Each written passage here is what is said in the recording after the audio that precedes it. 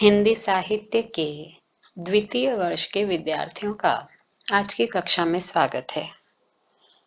आज हम बात करेंगे रीतिमुक्त काव्य की सामान्य विशेषताओं की। हिंदी साहित्य के इतिहास में उत्तर मध्य काल को रीति काल का नाम दिया गया है। इस काल में रीतिबद्ध काव्य के समानांतर रीतिमुक्त काव्य की धारा भी पूर्ण वेग और उत्कर्ष के साथ बहती रही। इस काल के प्रमुख कवियों में घनानंद, आलम, बोद्धा और ठाकुर के नाम लिए जा सकते हैं।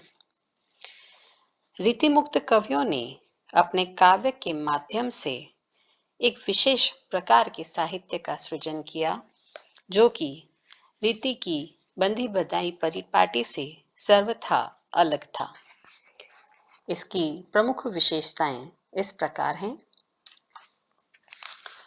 संयोग श्रृंगार चित्रण।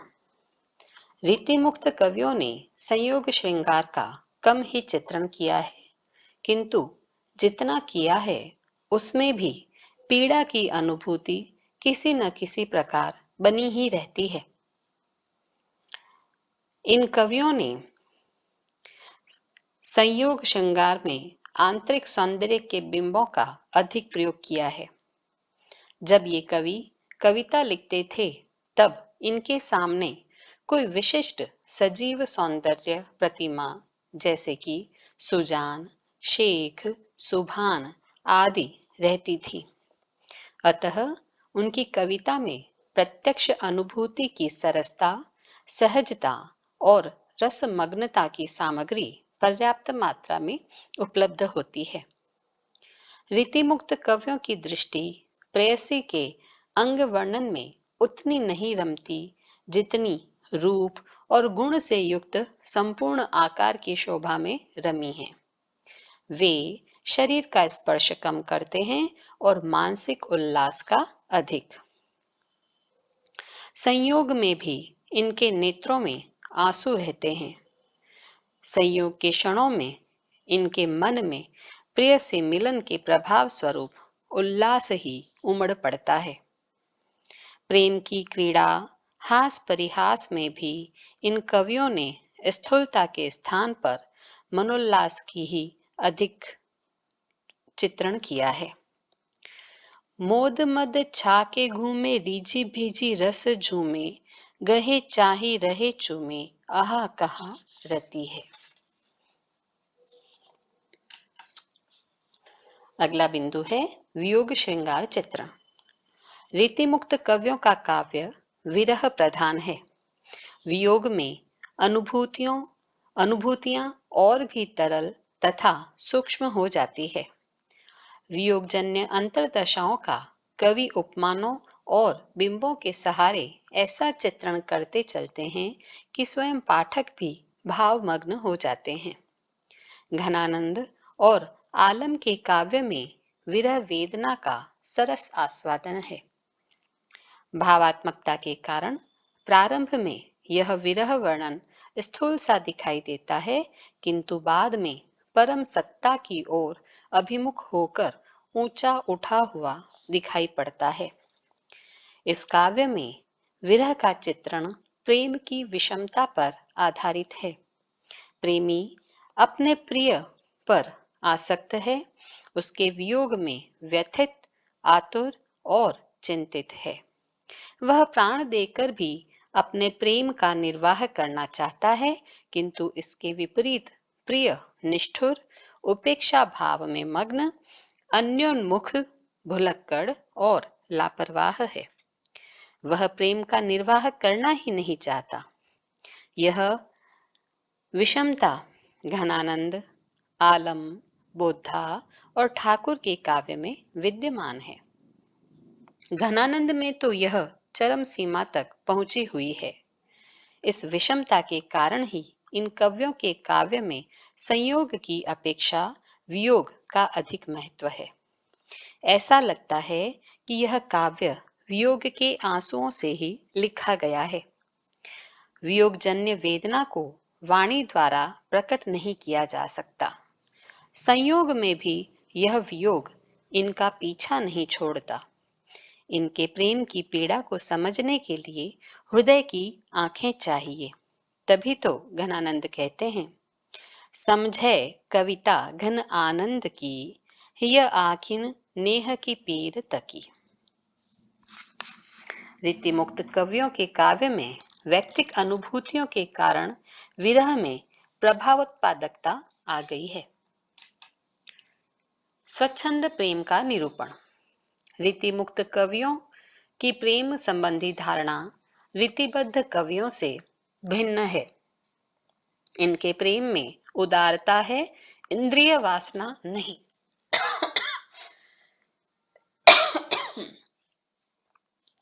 प्रेमी वियोग की व्यथा सहकर भी प्रिय की कुशल कामना करता है, उसके लिए त्याग करता है और अंतिम श्वास तक उसका स्मरण करता है।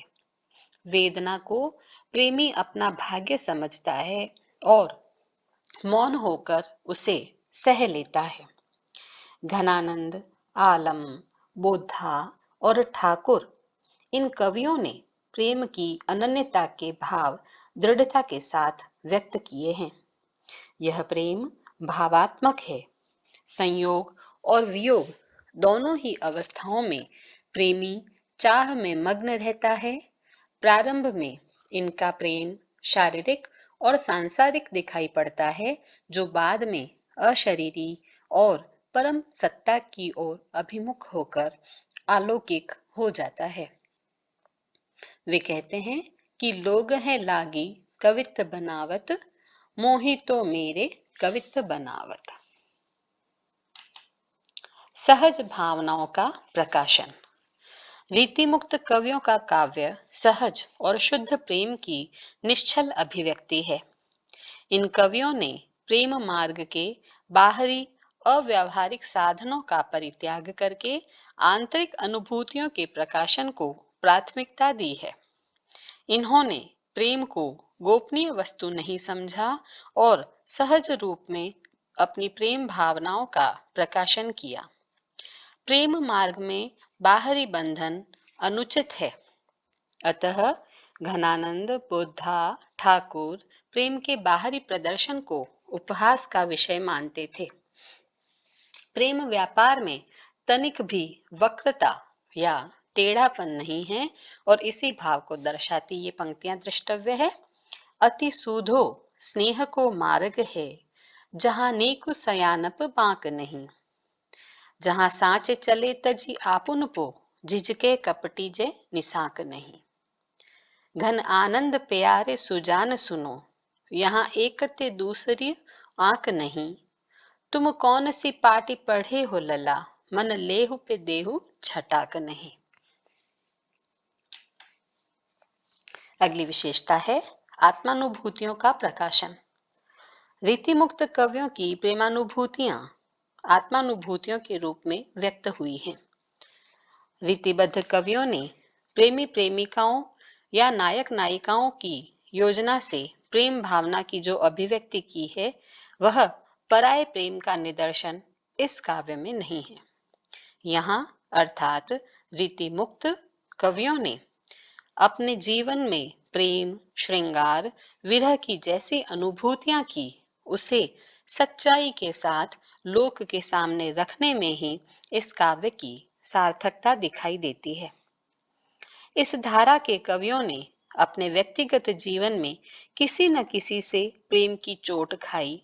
घनानंद ने सुजान के प्रेम को मार्मिक वाणी दी, तो बोधा ने सुभान की प्रेमानुभूतियों को भावोज्वल बना दिया और आलम ने शेख के हृदय में रसमय होकर अपने प्रणय की अनुभूतियों का प्रकाशन किया और ठाकुर प्रेम के रंग में अपने व्यक्तित्व को डुबोकर प्रेम की सतरंगी आभा से स्वयं के आंतरिक आनंद में सबको निमग्न करते हुए दिखाई देते हैं।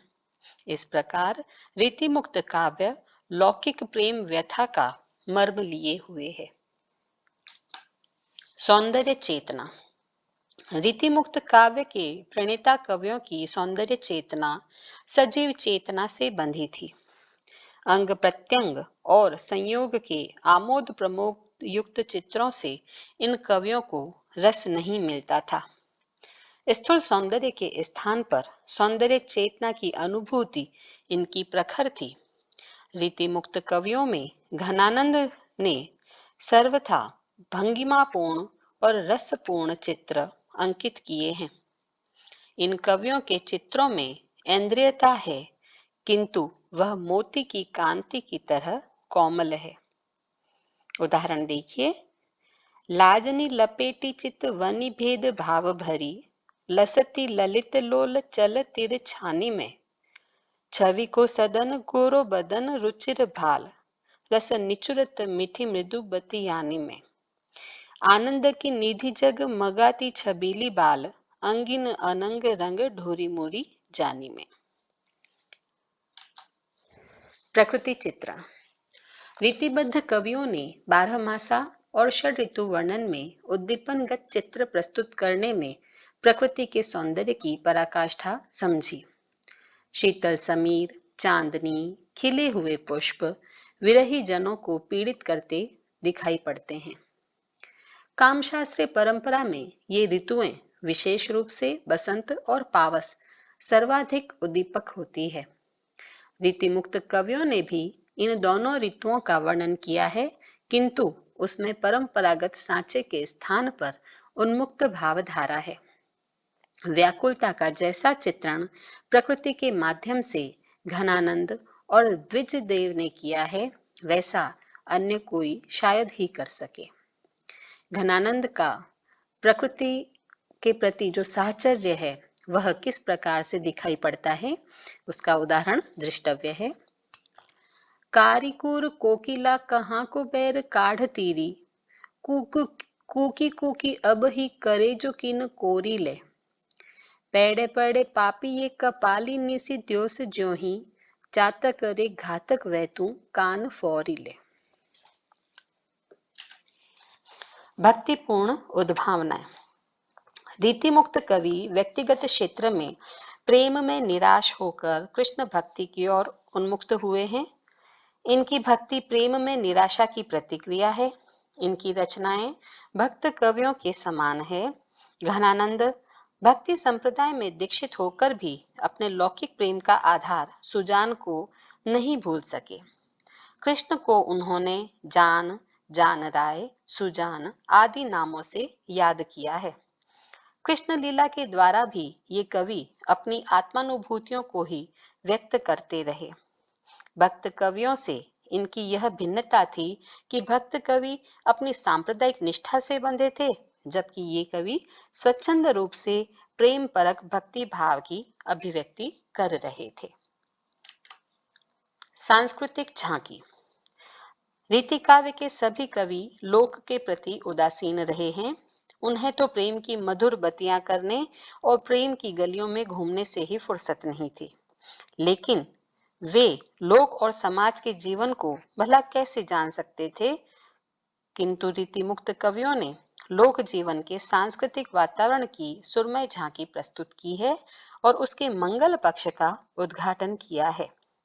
प्रसिद्ध पर्व त्योहारों पर रीति मुक्त शैली में इन कवियों ने अपनी रचनाएं प्रस्तुत की है। लोक जीवन की एक गर्वोक्ति दृष्टव्य है। बोधा कवि नीति को निबेरो यही भांति अहे, आपको सराहे ताही आप हु सराहिए, दाता कहा सूर कहा सुंदर सुजान कहा, आपको न चाहे ताके बाप को न चाहिए। भाषा शैली। रीतिमुक्त काव्य की भाषा अपने आप में अपूर्ण और असाधारण है। इन कवियों की भाषा में अलंकारों का आग्रह नहीं है, अतः उसमें स्वाभाविक गति है। सत्य तो यह है कि रीतिमुक्त कवियों की भाषा में सूर और तुलसी जायसी के समान जीवंतता और आकर्षण है। वह जीवन के संदर्भों से जुड़ी हुई है। सूरदास आदि भक्त कवियों की भांति उन्होंने लक्षणा, मुहावरों और लोकोक्तियों का प्रयोग करके भाषा की शक्ति को बढ़ाया है। उन्होंने काव्य की अभिव्यंजनात्मक शिल्प को नई दिशा और नए आयाम दिए हैं। लक्षणा के सहारे घनानंद ने अपनी सूक्ष्म अनुभूतियों को व्यक्त किया और उनसे चमत्कार भी उत्पन्न किया। घनानंद की भाषा ने अलंकारों को व्यक्त किया और उससे चमत्कार उत्पन्न किया। साथ ही वह अलंकारों की मोहताज भी नहीं है। इनकी भाषा बहुत ही सहज सरल प्रतीत होती है और उसमें सहज भाषा में बड़ी मार्मिक व्यंजनाएं की गई हैं। आज की कक्षा में इतना ही लेंगे। धन्यवाद।